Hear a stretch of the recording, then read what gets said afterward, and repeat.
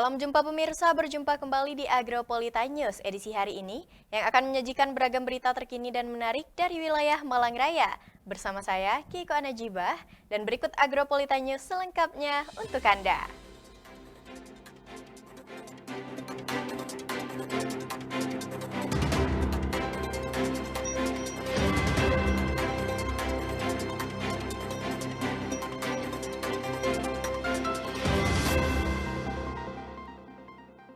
Ya pemirsa, mengawali Agropolita News edisi hari ini, berikutlah kami rangkum berita seputar Malang Raya dalam News 60 Detik.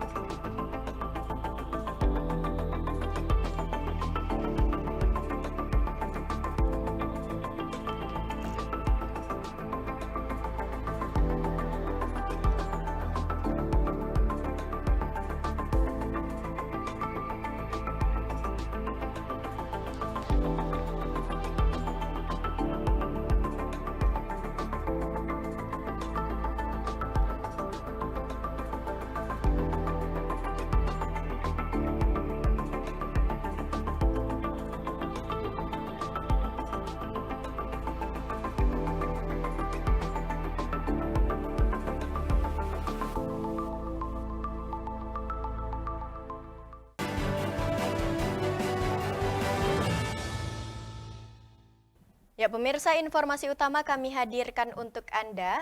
Sejumlah warga dengan resiko stunting di Kota Malang mendapatkan bantuan gizi pangan dari Badan Pangan Kota Malang. Bantuan diberikan bersamaan kepada 2 kelurahan di Kota Malang Senin siang. Bertempat di kantor Kelurahan Lesanpuro, Kota Malang, bantuan pangan yang diberikan berupa paket makanan ayam beku dan 1 pak telur ayam, peruntukannya bagi keluarga rawan stunting di Kelurahan Gedung Gandang dan Lesanpuro untuk menekan potensi stunting. Bantuan diberikan dalam 2 tahapan yang berlangsung sejak 5 bulan terakhir.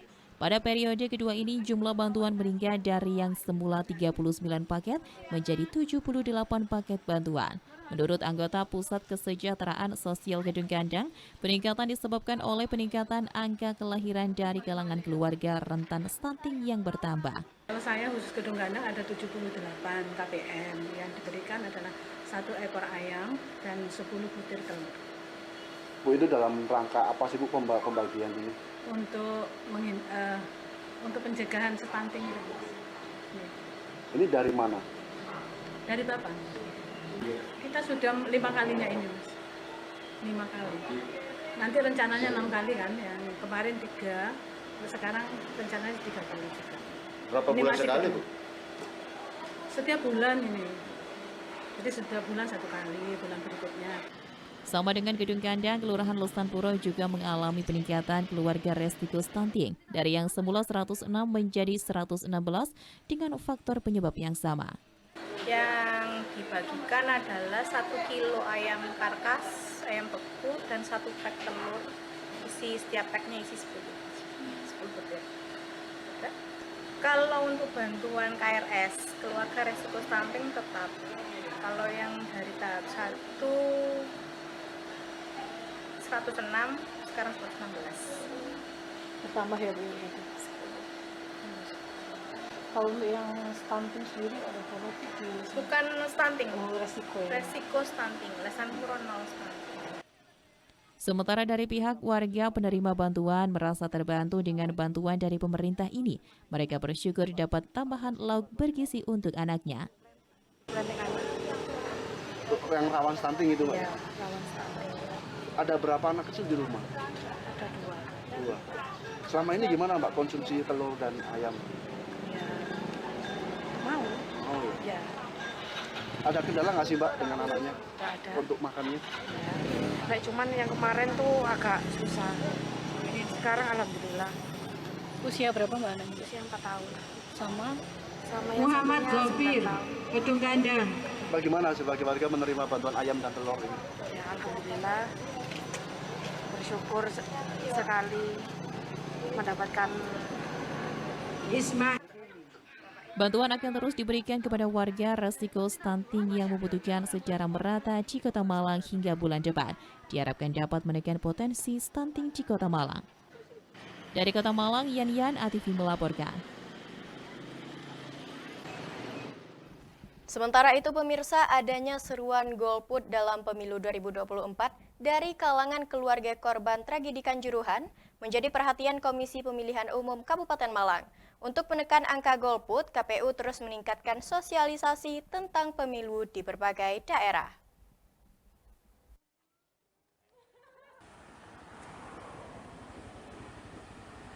Terkait seruan golput dari kalangan keluarga korban tragedi Kanjuruhan yang santer terdengar, menjadi perhatian Komisi Pemilihan Umum Kabupaten Malang. Untuk itu, Komisi Pemilihan Umum Kabupaten Malang terus mengencarkan sosialisasi anti golongan putih golput di tingkat desa, kecamatan, hingga lembaga pendidikan. KPU sebagai penyelenggara pemilu akan terus melakukan berbagai sosialisasi agar tingkat partisipasi masyarakat tetap tinggi. Ketua Divisi Sosialisasi Pendidikan Pemilu, Partisipasi Masyarakat dan Sumber Daya Manusia KPU Kabupaten Malang, Marhendra Pramudia Mahardika mengatakan pihaknya akan terus melakukan sosialisasi hingga menjelang pemilihan umum 2024 mendatang. Sosialisasi terus bergerak untuk PPK dan PPS tetap berjalan tiap bulan dan ada program wajib di tiap tingkatan untuk kecamatan minimal 2 kali. Sosialisasi tersebut juga dilakukan di tingkat KPU Kabupaten dengan menerapkan berbagai metode sosialisasi anti golput. Salah satunya melalui pemutaran film Kejarlah Janji yang menyasar pondok pesantren, pelajar maupun mahasiswa. Di prinsipnya pasca kejadian tragedi Kanjuruhan ya, kita juga mengikuti dari media. Ya, enggak, statement yang kami sampaikan ya tetap itu. Apapun yang terjadi peristiwanya, saya kira ada wilayah hukum untuk menindaklanjuti hal tersebut.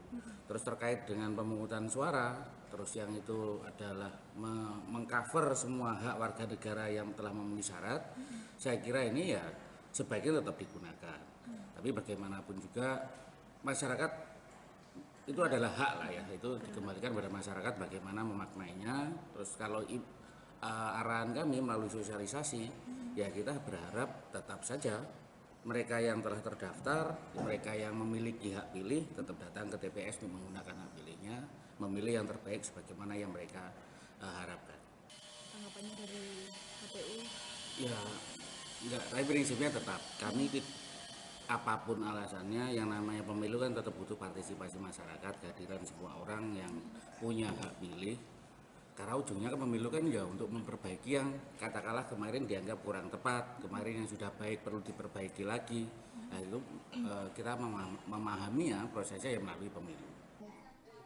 Adanya seruan golput dari kalangan keluarga korban tragedi Kanjuruhan menurut KPU tidak memiliki kewenangan untuk itu. KPU hanya bisa sebatas menyampaikan sosialisasi.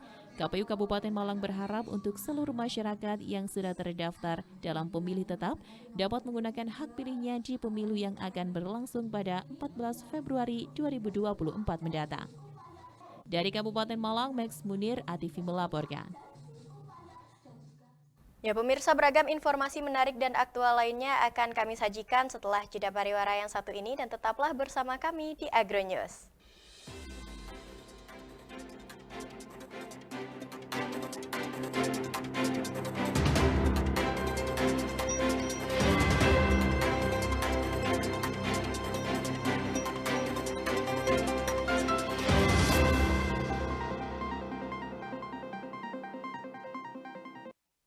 Definisi netralitas.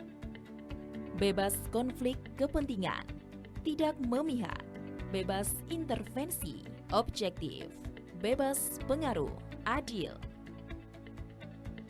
Jaga netralitas ASN dalam pemilu 2024. Iklan layanan ini dipersembahkan oleh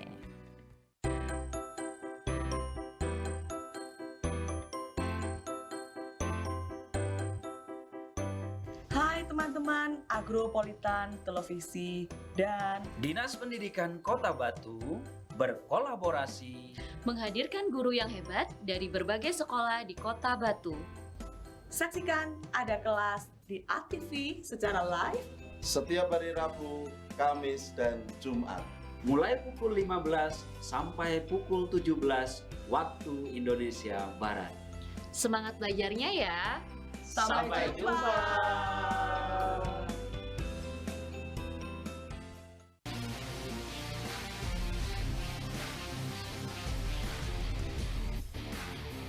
Salam olahraga. Berita olahraga terupdate semua terangkum di sini. News Sport setiap hari Minggu hanya di ATV.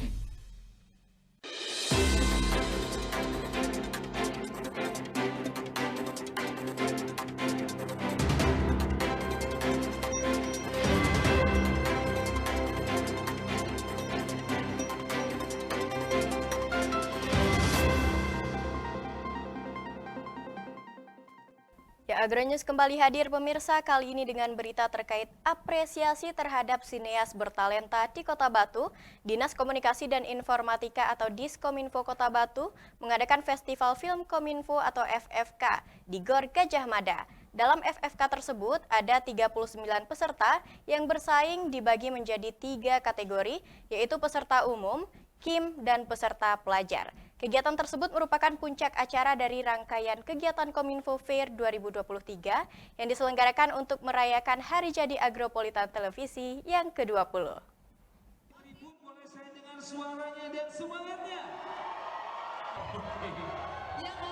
Ajang apresiasi untuk sineas bertalenta di Kota Batu, yakni Festival Film Kominfo FFK, kembali digelar di tahun 2023. Event yang digagas oleh Dinas Komunikasi dan Informatika Diskominfo Kota Batu ini merupakan acara tahunan yang bertujuan untuk mempromosikan industri film lokal, menghargai karya-karya sineas terbaik, serta memajukan kebudayaan perfilman di Indonesia. Kepala Diskominfo Kota Batu, Oni Ardianto, dalam sambutannya menyampaikan bahwa kegiatan ini merupakan bagian dari Kominfo Fair yang diselenggarakan selama 2 hari, yaitu mulai Jumat 27 Oktober 2023 hingga Sabtu 28 Oktober 2023. Acara yang berlangsung di Gor Gajah Mada Kota Batu ini juga merupakan salah satu rangkaian untuk menyemarakan HUT ke-20 Agropolitan Televisi atau ATV. Kepala Diskominfo Kota Batu, Oni Ardianto, juga menambahkan bahwa FFK tahun ini berhasil menarik partisipasi dari 39 peserta yang bersaing dalam 3 kategori berbeda. Di antaranya adalah kategori masyarakat umum, kelompok informasi masyarakat, KIM, dan pelajar. Selain itu, FFK 2023 kali ini lebih mengutamakan ruang untuk memberikan penghargaan kepada karya cipta dan para pekerja film Kota Batu.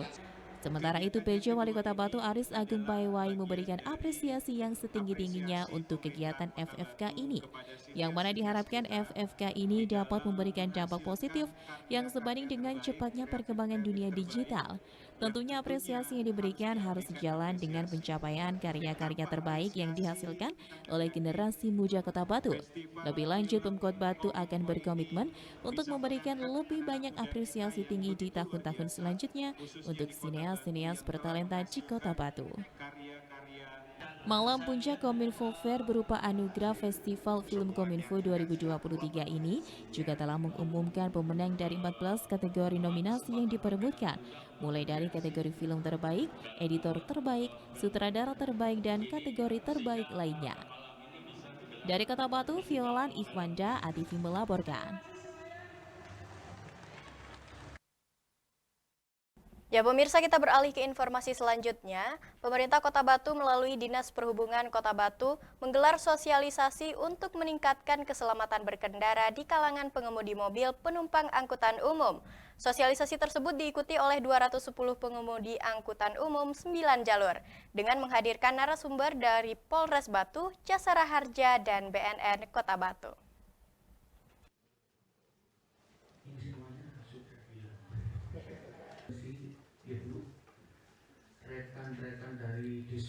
Bertempat di Hall The Onsen Hotel dan Resort Kota Batu, pemerintah Kota Batu melalui Dinas Perhubungan menggelar kegiatan sosialisasi keselamatan berkendara bagi pengemudi mobil penumpang angkutan umum di Kota Batu. Sosialisasi ini dihadiri oleh sebanyak 210 pengemudi angkutan umum 9 jalur, Ketua Organda Kota Batu, Ketua AMTPU, serta Ketua Paguyuban 9 jalur dengan menghadirkan narasumber dari Polres Batu, Jasara Harja, DLLAJ Provinsi Jawa Timur, dan BNN Kota Batu. Adapun maksud dan tujuan dari kegiatan ini adalah untuk memberikan pengetahuan dasar mengenai keselamatan dalam berkendara dan perlindungan terhadap penumpang angkutan. Kegiatan dibuka secara langsung oleh PJ Wali Kota Batu yang dalam hal ini diwakili oleh Asisten 2 Sekda Sugeng Pramono. Dalam sambutannya memberikan apresiasi yang setinggi-tingginya kepada seluruh pihak yang telah terlibat dalam kegiatan sosialisasi kali ini. Terlebih sosialisasi ini merupakan langkah konkret dari pemerintah Kota Batu untuk meningkatkan kesadaran dan memastikan bahwa semua perjalanan dengan sarana angkutan umum di Kota Batu berjalan dengan aman. Dan diharapkan para pengemudi angkutan semakin paham dan mengerti akan kewajiban dan tanggung jawabnya dalam melakukan aktivitas di jalan raya.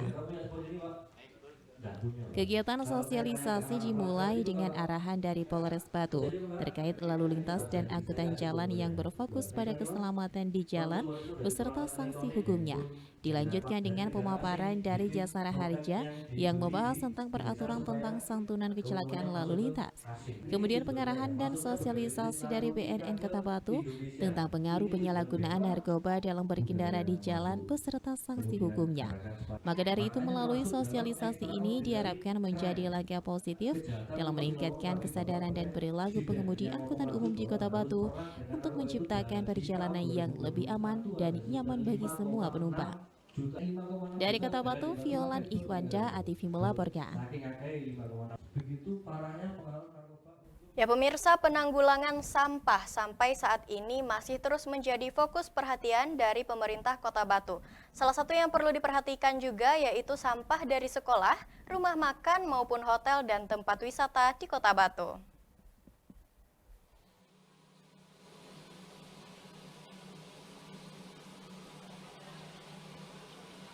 Didik Mahmud, Wakil Ketua Komisi C DPRD Kota Batu menyampaikan bahwa sebaiknya hotel-hotel dan tempat wisata yang ada di Kota Batu memiliki tempat pengolahan sampah tersendiri.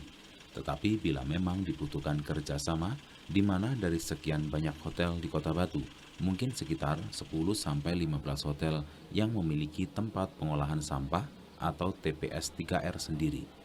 Yang nantinya, hotel-hotel yang tidak memiliki tempat pengolahan sampah atau TPS 3R sendiri bisa mengumpulkan sampah di tempat tersebut, tetapi dengan memberikan kontribusi, atau mungkin hal ini juga bisa difasilitasi oleh pemerintah. Pemerintah juga mempersilahkan bila baik pihak hotel maupun tempat wisata terkait pengolahan sampah. Didik Mahmud sendiri menyampaikan bahwa dirinya telah mengecek secara langsung dan melihat bahwa beberapa hotel telah memiliki tempat pengolahan sampah tersendiri. Kemudian untuk bagaimana untuk sekolahan, tempat rumah makan, hotel, sebaiknya harusnya punya sendiri. Hotel-hotel tempat wisata itu punya sendiri tempat pengolahan. Nah mungkin kalau hotel tidak bisa, mungkin bisa kerjasama ya. Mungkin dari sekian hotel itu di Batu mungkin ada sekitar mungkin 10 atau 15 hotel yang punya TPS 3R, sehingga hotel-hotel lain yang tidak punya itu bisa titip di situ dengan memberikan kontribusi ya. Atau mungkin difasilitasi pemerintah, monggo silakan. Kalau pemerintah memang mau memfasilitasi hotel, tempat wisata, monggo. Tapi juga ada beberapa hotel yang sudah punya sendiri gitu. Ya, ada kemarin coba saya cek di beberapa hotel sudah punya, jadi seperti lobangan begitu. Pembakaran sendiri sudah ada. Mungkin itu. Dari Kota Batu, Abraham Patrika ATV melaporkan. Ya pemirsa, jangan beranjak dari tempat duduk Anda karena Agropolitan News akan segera kembali dengan berita seputar religi setelah jeda pariwara yang satu ini.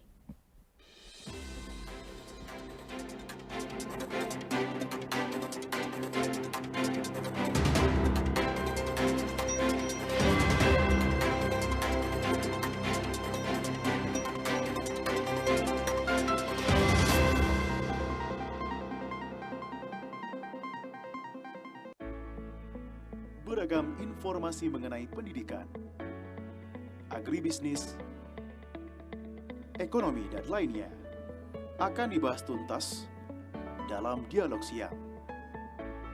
Setiap hari Rabu, Kamis, dan Jumat, jam 1 siang, hanya di ATV.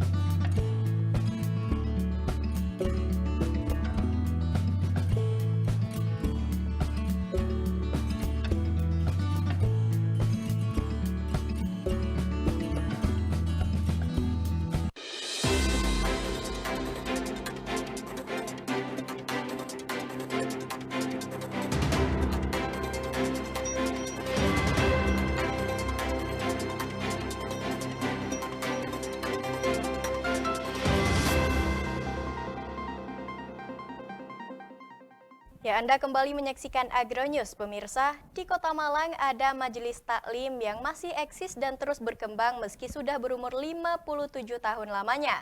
Majelis tersebut terus hidup dan berkembang hingga memiliki lebih dari 750.000 jamaah aktif setiap minggunya.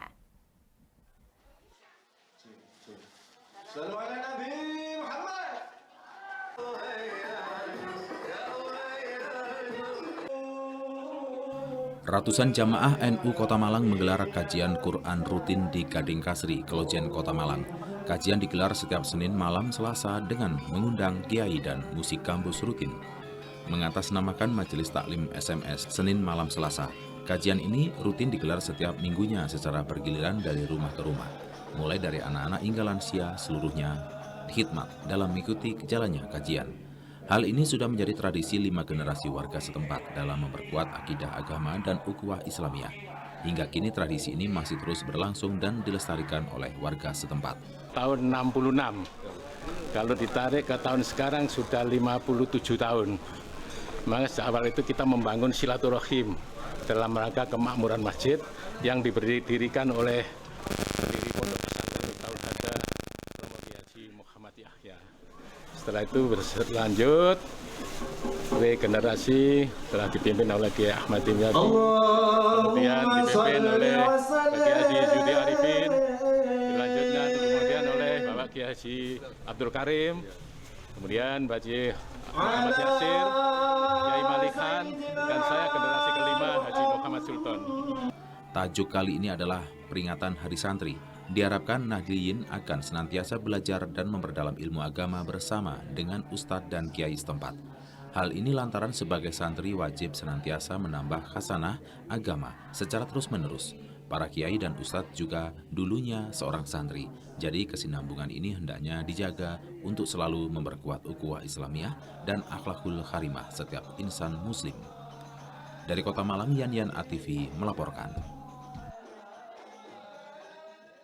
Sementara itu, pemirsa, sekelompok mahasiswa di Malang, Jawa Timur menciptakan sebuah sabun tangan kertas antiseptik berbahan dasar ekstrak daun jambu air. Sabun yang praktis dan mudah dibawa kemana-mana serta bebas kandungan kimia berbahaya.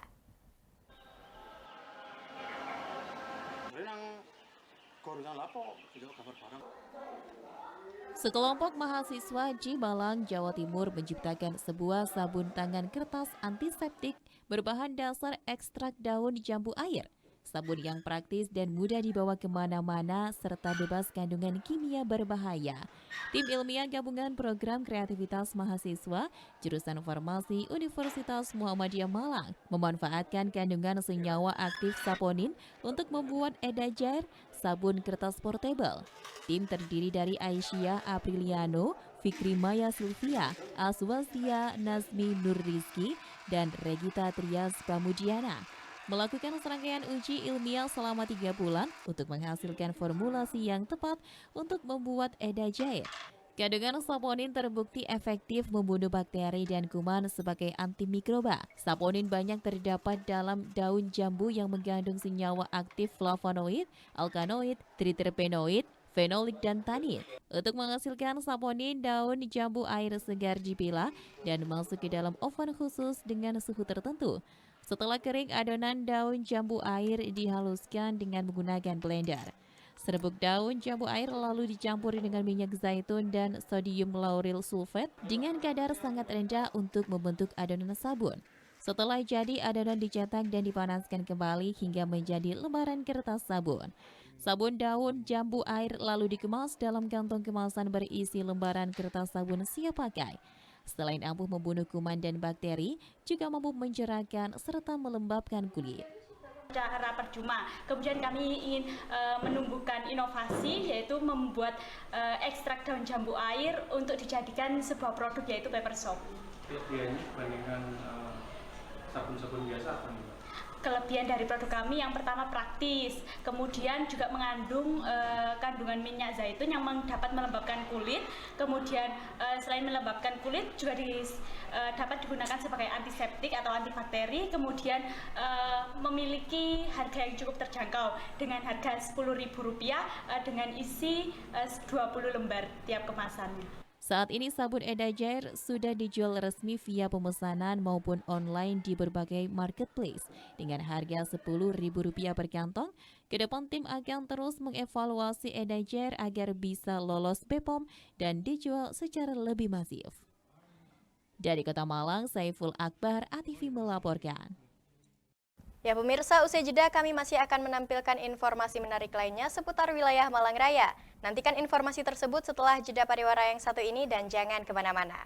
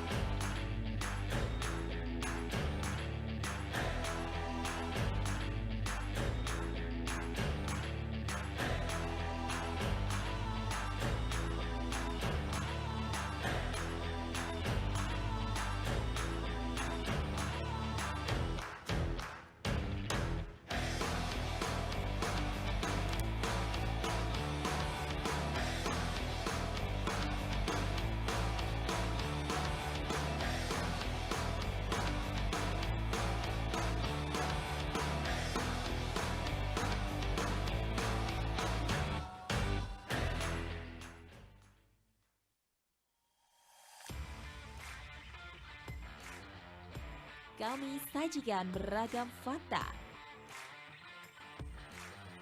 informasi dari seluruh dunia, berasal dari negara Jerman, di mana dalam memperluas wawasan Anda dan tetap menjadi orang terpilih nomor 2 juga sering digunakan dalam upaya news, fakta, dan unik. setiap Rabu dan Kamis pukul 11.30 hanya di ATV.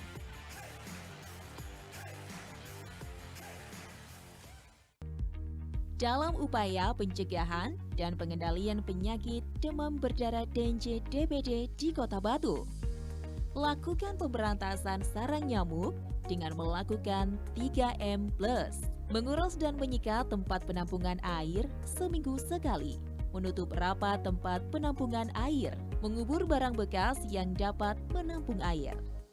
Selain itu ditambah plus dengan cara lainnya seperti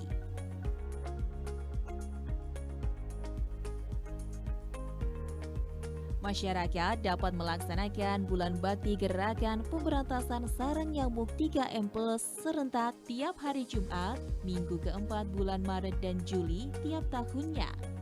Segera lapor ke Dinas Kesehatan terdekat apabila ada kasus DBD di lingkungan Anda. Ayo, waspada demam berdarah DNJ. Iklan layanan ini dipersembahkan oleh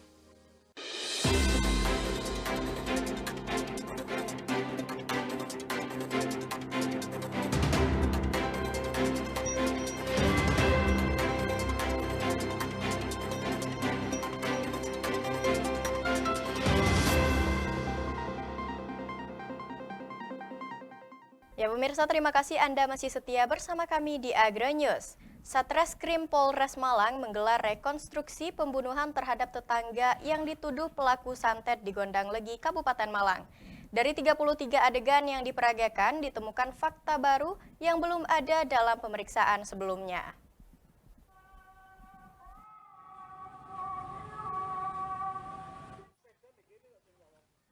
Reka ulang dilaksanakan di Kompleks Mapolres Malang sebagai pengganti tempat kejadian perkara pada Kamis 26 Oktober 2023. Dengan didampingi petugas, reka ulang menghadirkan tersangka Samidi 55 tahun warga Ganjaran Gondang Legi, Kabupaten Malang, sedangkan posisi korban diperankan dengan peran pengganti. Rekonstruksi dilakukan untuk memberikan gambaran terkait peristiwa pembunuhan, juga dapat digunakan untuk menguji penyesuaian keterangan para saksi atau tersangka. Dalam reka adegan tersebut ditemukan beberapa fakta baru yang belum muncul selama proses pemeriksaan. Kronologi peristiwa pembunuhan ini bermotif dendam yang diduga sudah berlangsung selama 8 tahun. Pelaku merasa sakit hati terhadap korban karena menduga bahwa istrinya meninggal karena sakit akibat diguna-guna korban. Dalam proses rekonstruksi, tersangka memperagakan 33 adegan yang diawali adegan dari tersangka yang menyiapkan senjata tajam berupa celurit di rumahnya. Tersangka Samidi menunggu korban di dekat rumahnya. Pada malam kejadian, korban yang telah ditunggu pulang dengan mengendarai motor. Tidak begitu lama, Samidi mendatangi korban dan langsung membacok di bagian perut dan bahu. Korban sempat melarikan diri tak jauh dari rumahnya, sedangkan Samidi kembali pulang ke rumah untuk mengambil celurit lainnya. Hal ini dilakukan karena celurit pertama yang disahabatkan ke korban tumpul dan korban masih dapat menyelamatkan diri. Di TKP kedua ini, Samidi kembali membacok korban di bagian pantat dan bahunya, hingga akhirnya Husairi jatuh telentang dan meninggal dunia. Pada adegan ke-28, Samidi meninggalkan korban seorang diri untuk kembali ke rumah. Merasa kebingungan dengan membawa 2 celurit, Samidi memutuskan ke rumah kepala desa untuk menyerahkan diri dan menceritakan peristiwa tersebut. Usai menyerahkan diri, tersangka dilimpahkan ke Polres Malang guna pemeriksaan lebih lanjut. Dari Kabupaten Malang, Max Munir, ATV melaporkan. Pemirsa, kita beralih ke informasi seputar olahraga. Menyikapi performa tim musim ini, pelatih Arema ingin anak asuhnya kerja keras dan profesional. Tidak ada jaminan bagi setiap pemain Arema yang tampil angin-anginan dalam skuad. Berikut informasi selengkapnya kami hadirkan spesial untuk Anda.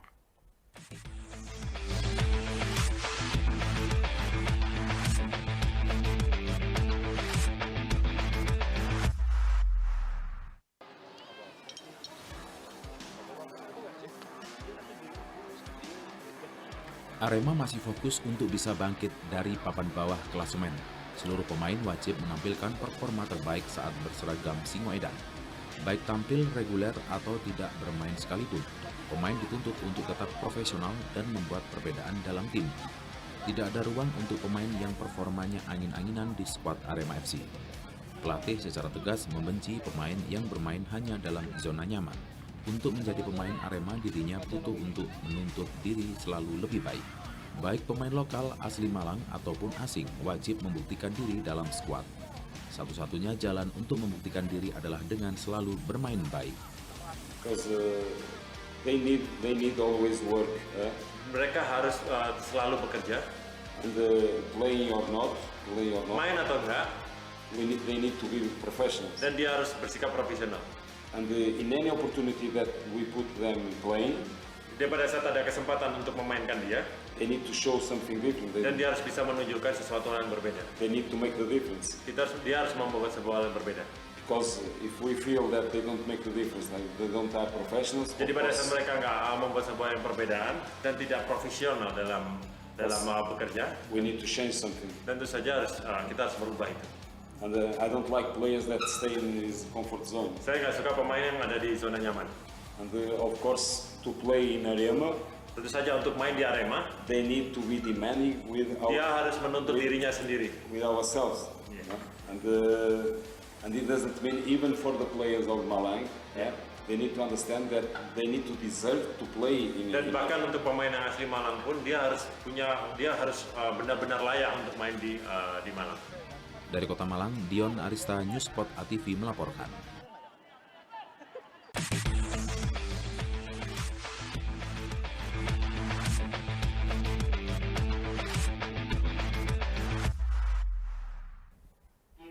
Dan pemirsa, berikut kami tampilkan perakiraan cuaca untuk wilayah Malang Raya 1 November 2023 dari Badan Meteorologi, Klimatologi, dan Geofisika BMKG, Stasiun Klimatologi Kelas 2 Malang. Informasi tersebut akan sekaligus menutup perjumpaan kita pada hari ini. Mewakili kerabat kerja yang bertugas, saya Keiko Najibah mengucapkan terima kasih atas kebersamaan Anda dan sampai jumpa.